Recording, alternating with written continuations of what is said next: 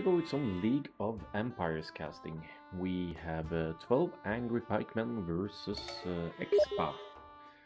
So let's see at the teams here. This blue, orange and teal here, that would be 12 Angry Pikemen. And for the other team we have Expa. It's Arabia. I have to say I haven't done my homework in terms of checking the elos of the players this time, so this time I will jump right into looking at the map and resources and everything here. And if you're wondering about the current ranking of any player, just use !rank and the player's nickname in chat, and you'll get the answers you need.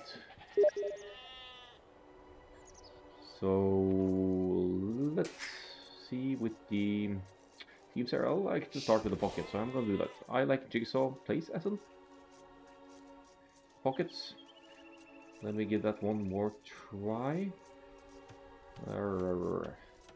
Oh, these colors are confusing. 2, 6, 7.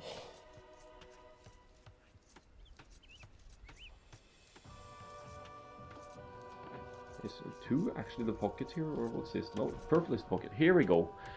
Oh, odds and pairs, not in the colors here. So let's look at the pocket first. We have Magyar's pocket for Wuza here. That would be Expa's team. Great pocket save actually. They lack a direct eco bonus, which can be hurtful in terms of quick up times.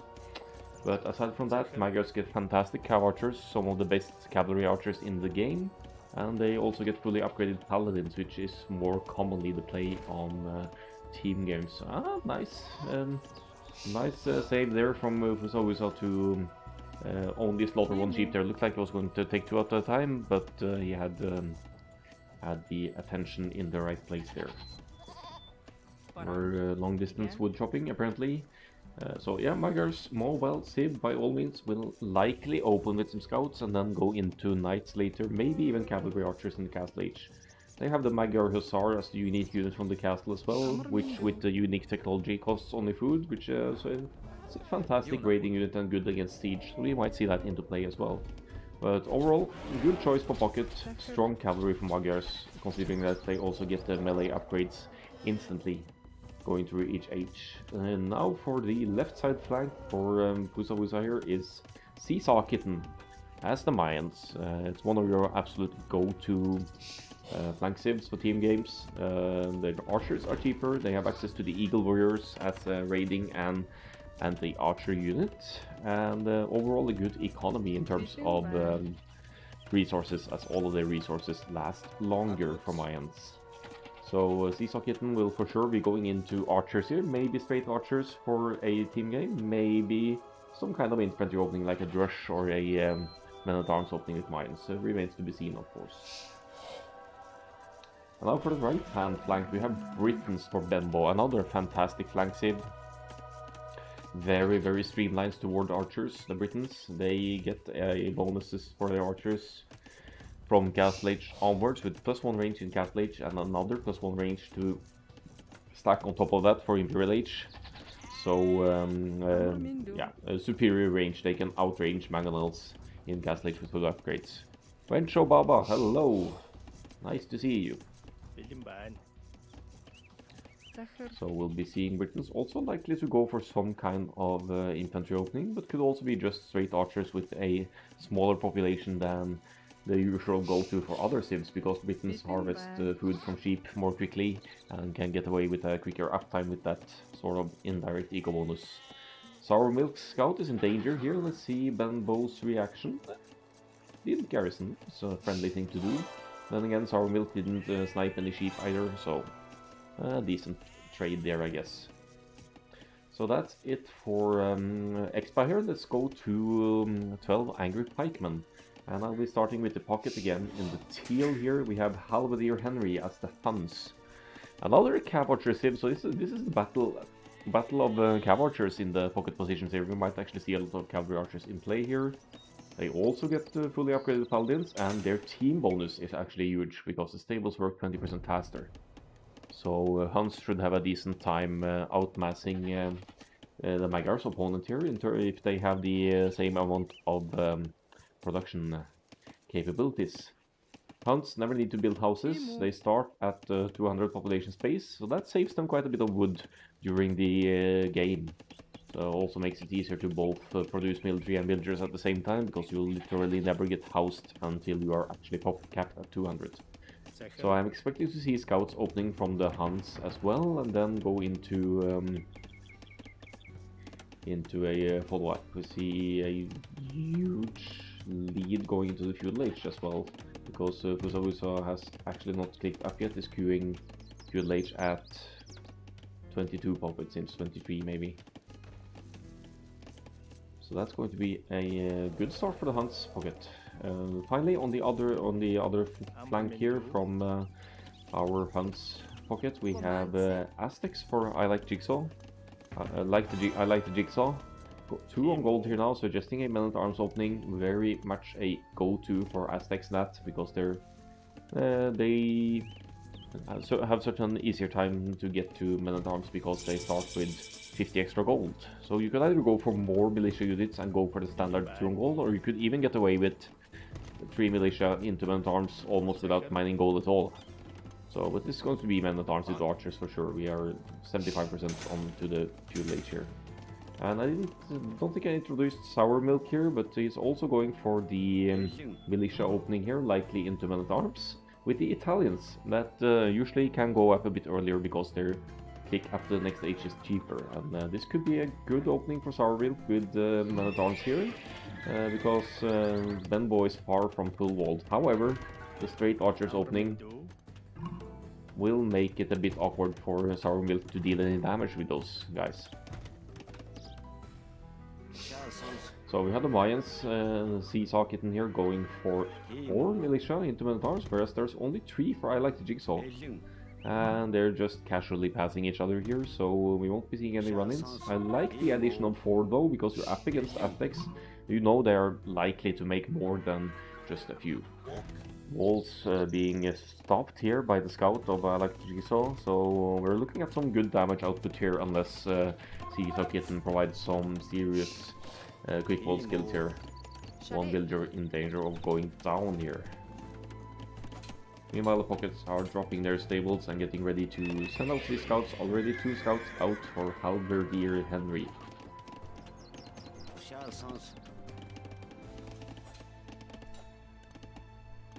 So it looks like a good start for 12 angry pikemen here. Now arms on the Britain side here. Scouts harassing a little bit as well, forcing the villagers to take the strangler trees around the TC here. And on the other side as well, we have I Like the Jigsaw with a total of 4 men-at-arms, sorry, 3 men-at-arms and the scouts here to harass the berries specifically here. But we'll also need to address the men-at-arms back home. So we're looking at 1 villager lost here, minimum, for I Like the Jigsaw. So a bit of a rough start here as well, but Seesaw Kitten definitely struggling the most here, only 20 villagers. This could change quickly though, looking at I Like the Jigsaw's side here with the men-at-arms even splitting up here for Seesaw Kitten. Some serious men-at-arms micro here to get as much damage done as possible. Sour Milk doing work as well. There are 3 villagers on gold for Benbow, but it looks like only 1 of them are working right now, so that's going to take its toll on the gold income for Benbow. Men-at-arms and scouts still alive. Should be 1 kill here at least now. And 23, 20. Solid villager and eco lead now for 12 angry pikemen.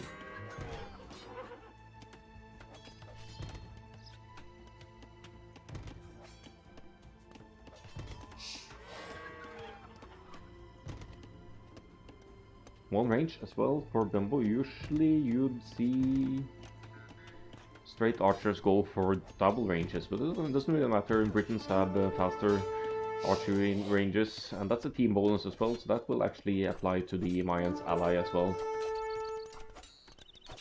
So there's absolutely a way back here for Expa in terms of army mass, since their archers will produce more quickly. 7 military for Fusa, mainly, well, a mix of spearmen and scouts, I'd say. Where are they? There's 1 over here, and there are some over here to go to Could be that I want to hit pockets, I'm not sure here. Looks like a bit of a cleanup here for Seesaw Kitten, tasking some villagers, risking some villager lives here to clean it up. Down to 18 villagers and not producing, which is crucial here to keep the production going. If you look at the ecos here, it's definitely a huge lead in eco and overall population now for 12 angry pikemen.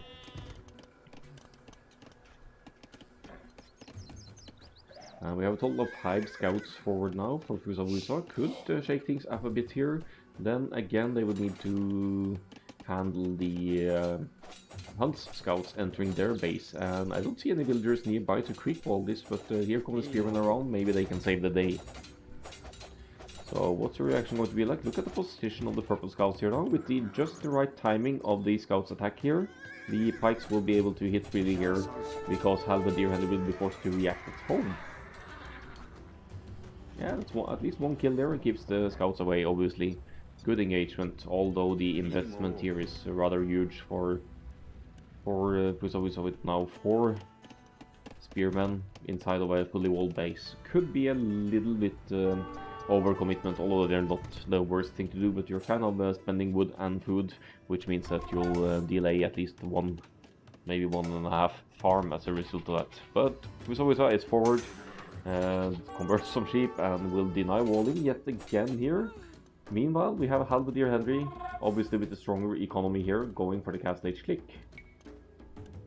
Fusa will follow suit soon enough, it's only mainly missing gold for that app click.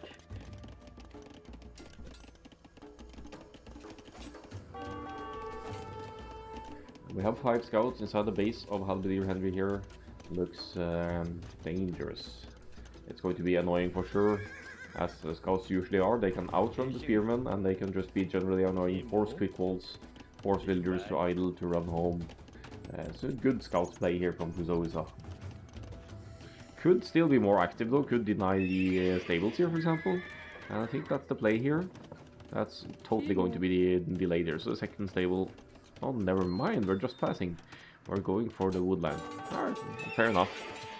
Villager kills, probably worth the most of all here. So we have Aztecs archers over at the Mayan side here, so Meso War on the left hand side here. A total of 8 military, 10 military actually for I Like the Jigsaw against Seesaw Kittens, only 6 here. Which could be an issue. Let's look at the upgrades as well, fletching and defense for I Like the Jigsaw, so both military numbers lead and military strength lead here in terms of upgrades for I Like the Jigsaw. There is a blacksmith here for Seesaw Kitten, but I think their economy is struggling a bit, so we can't really go into fletching. Lots of gold in the bank, though if I were Seesaw Kitten now, I'd consider dropping a market just to be able to adjust the economy a bit. Or drop another range to boost the numbers, alternatively. I see some skirmishers added, that's a good addition as well, if you know you can't rely on your pockets assistance. Usually you don't want to go skirmishers in team games, because the enemy scouts or knights will clean them up just so easily. Decent engagement here though. Skirms certainly helping out here, but it is going to result in Seesaw Kitten losing most, if not all, of the army here, which is never a good sign.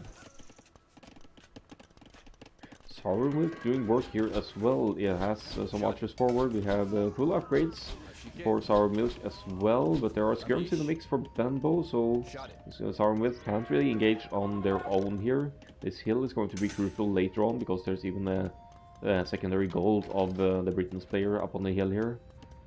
Third range going up, as is customary for archers players to do while advancing to the next age, but that's not something Benbow is doing just yet. Triple range for Sourmilk though, and looking at 12 military against 10 for now.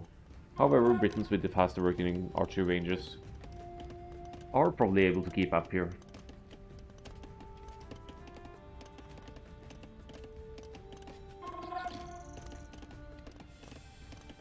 So we have Halberdier Henry in the Castle Age, double stable, nice production, dropping another TC as well, and finally finishing the wall up here, which is good, securing lots of terrain here now.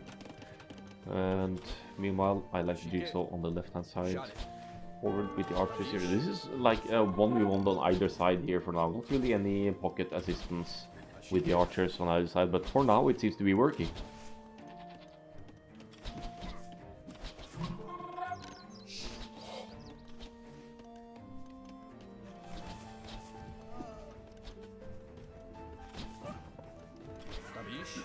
engaging skirmishers with small groups of archers though. I'm not too sure about that. Could be that with so few archers left you want to try and train the villager instead. Just aim at that forager, or simply just pull them away like I like the Jigsaw is doing now. The damage has been done well. Seesaw Kitten at 29 villagers.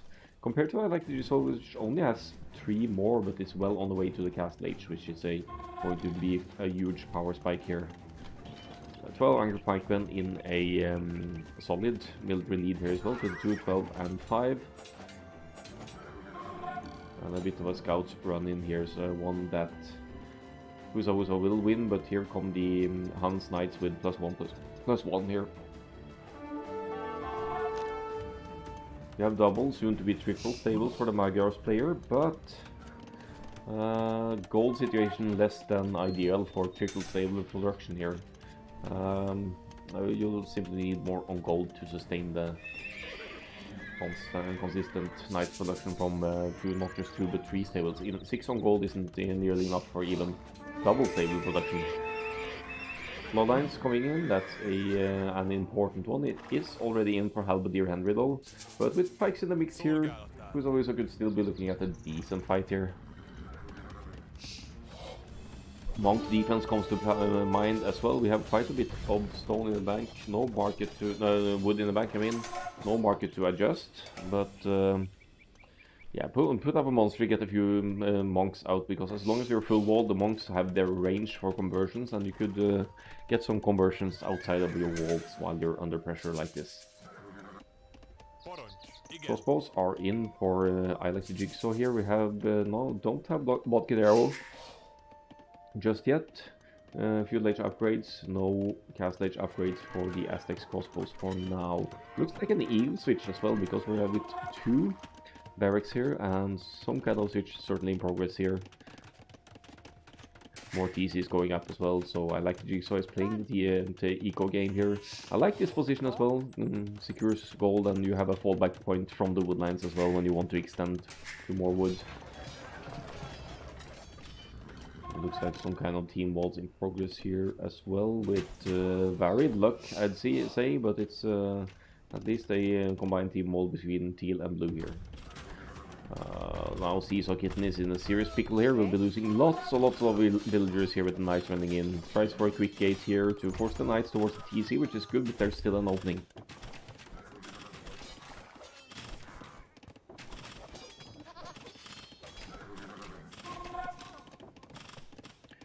Yeah, this is not something Seesaw Kitten can hold on their own. They'll be desperate for help from the pocket, but Wusa is going for right hand side instead, because Sour Milk is here with a lot of crossbows. We have +2 on the Magyars Knights though, and they have the attack since they get that instantly. So that's an engagement that could be done together with Britons and Magyars here. The castle in front here for Sour Milk makes any engagement kind of awkward for the knights still, or knights and archers, because they will always have the potential for Sour Milk to pull back, and the archers and knights can't comfortably engage. Looking at red space here, Seesaw Kitten in serious trouble here. We have 10 Hunts Knights at least. I think they have the +2 as well.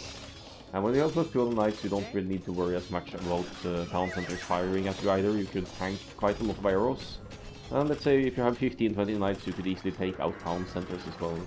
And Seesaw Kitten inside of the walls here now are struggling to keep up for sure. This could be yeah, this is setting them back real far here. 60 villagers now against 41, 61 and 46 for 12 angry pikemen. Wusa doing a decent job though, 49 villagers.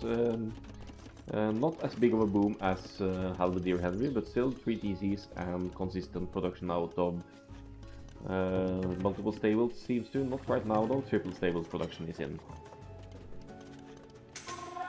But looking at the numbers, Halberdier Henry with 18, Wusa with 18 as well. So, and +2 attack for Wusa, but you'd need to keep the armies collected still, and while Halberdier Henry is going exclusively knights, the overall numbers of Wusa are a mix of knights and pikes, I believe.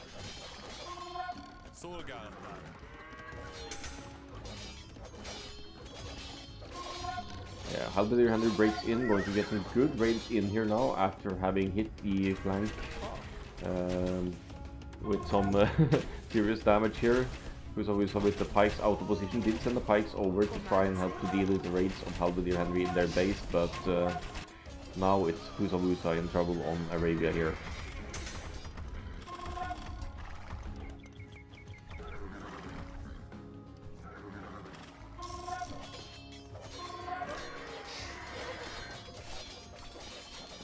So Halberdier Henry has the numbers here, but isn't really keeping them collected, and sacrifices quite a few knights there because of not keeping them collected. You also, when you're up against Magyars, you want to think about getting that attack upgrade earlier. So because you'll know that the Magyars get it instantly, so they will have stronger units, always have stronger knights than you in terms of attack, and you can expect them to have the defense teched already, because that's what you usually tech first for the cavalry line. So either you check the upgrade, see if they have the defense as well. If they don't have the defense, you don't need to stress the attack, but right now Kusawiso will win these engagements in equal numbers, because they have +2, whereas Halberdier only has +1.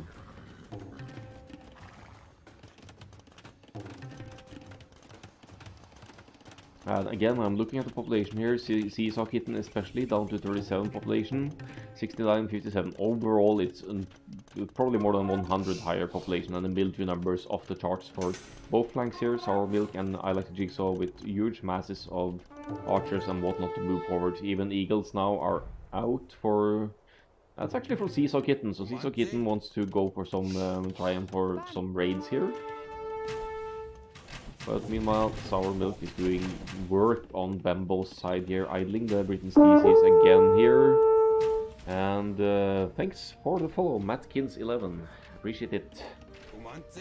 We even have Genoese crossbows mixed in here, and they are, for those who don't know, that's the unique unit of the Italians, made from your castle. And they have high extra bonus damage against the cavalry units. So Genoese crossbowmen counter knights and those kinds of cavalry very nicely. Castle placement here, it's a bit in the middle of nowhere here for Sour Milk.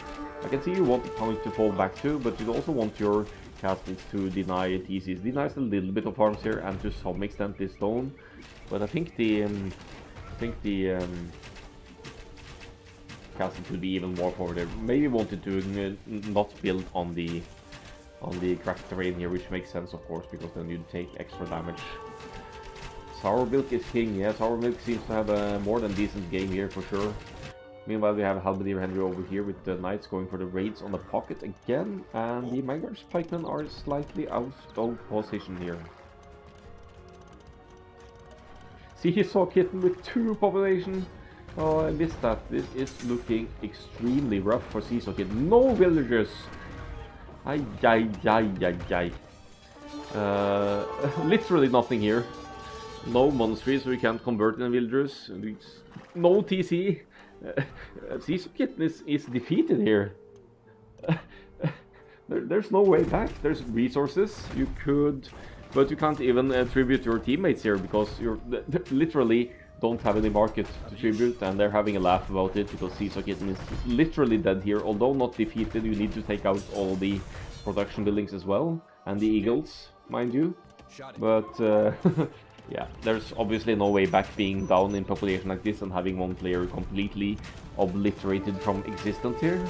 This is going to be the GG, and it's going to be 12 angry pikemen taking the first game through good aggression on both sides from their archers civilization. Both going men-at-arms to open with as well, and I like that choice, either Drush or men-at-arms from flank, even in team games, because it delays your teammates' progression, can disrupt them quite a lot.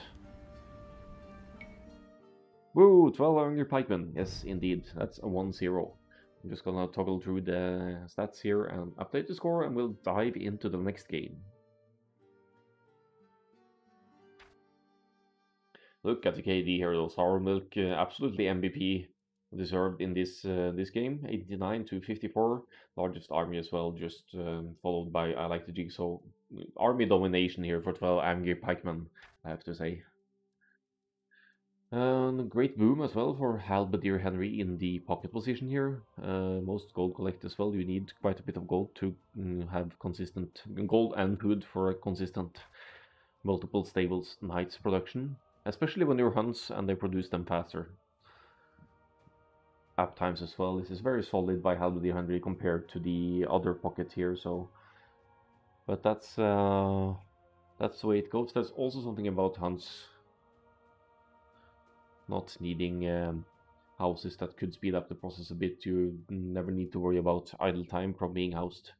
It was a good game indeed.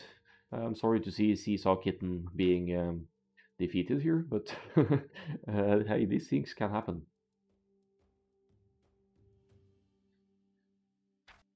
And finally, the timeline here. If you look at the dark colors here, that's the army count. And we can see the military lead overall is stronger for Sour Milk's team here. Sad Panda 92, appreciate the follow as well. Let's go to the next game.